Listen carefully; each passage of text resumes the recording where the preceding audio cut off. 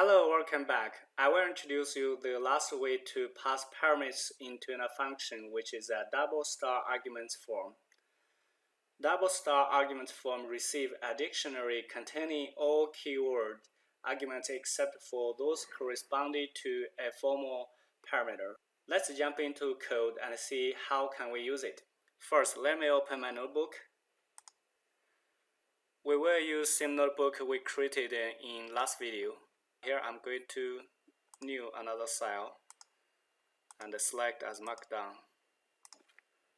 I'm going to say to double star arguments form and run it. And let's define a function called cheese shop. Define cheese shop and double star keywords.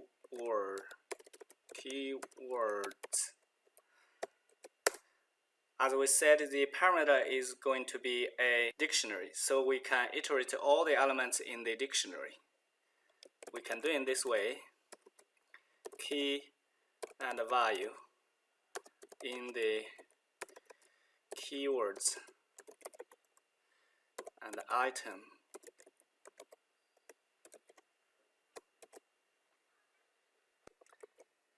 In this way, we can iterate the key and value pair in one time. So we can print them out. We can say key and a colon and the value. Now we can run it. So the function has been defined. Now let's call it cheap shop. And we're going to say the shopkeeper is Peter and the client names Steven and the sketching is Tom. Sketching is Tom. Now let's run it. As you can see, we have already iterated all the elements in the keywords, which is a dictionary.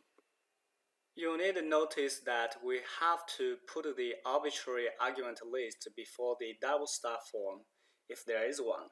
Otherwise, we will get a runtime error.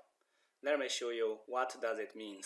Now, we can simply copy this function and add an arbitrary argument. There is an arrow will be shown up. As you can see. So let's put the arbitrary argument list before double star form and see what happens. We can copy the function again and switch the position of the arguments. We will put arbitrary argument list before the double star form.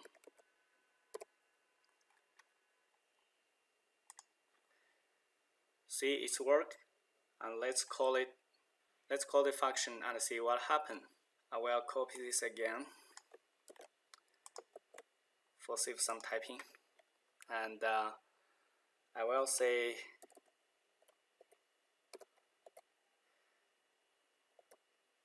the key persons are and a colon. Wait a minute, maybe I can iterate all the arguments in the args as well. As we mentioned in the last video, args will be wrapped up in a tuple. So here we can iterate them out. For arg in args and print the arg out.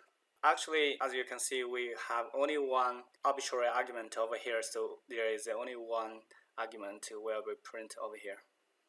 Okay, let's rerun this cell and call it.